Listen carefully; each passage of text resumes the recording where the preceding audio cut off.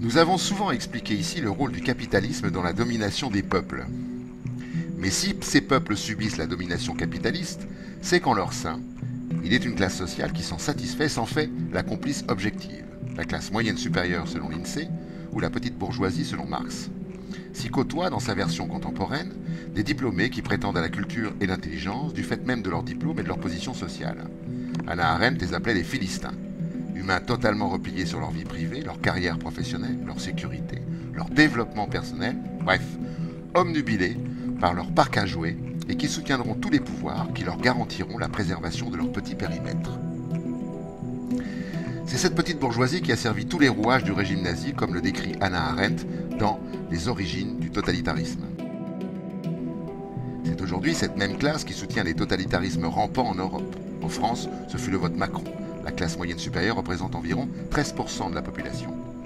Il n'est pas anodin de constater que les individus appartenant à cette classe sociale sont majoritairement diplômés, et ainsi, ils légitiment leur intelligence par le diplôme, se différenciant ainsi de la classe moyenne inférieure et de la classe inférieure.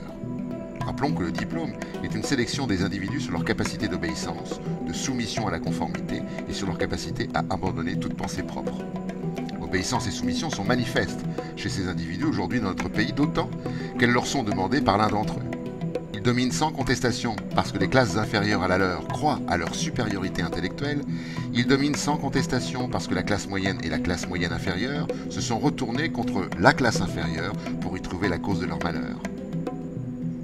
C'est ainsi qu'on anéantit le droit du travail, qu'on appauvrit les plus démunis, qu'on maltraite les anciens, qu'on survaccine les nourrissons, qu'on démantèle les services publics, qu'on déconstruit les outils de solidarité sans que les classes sociales affectées par ces assauts n'envahissent les rues.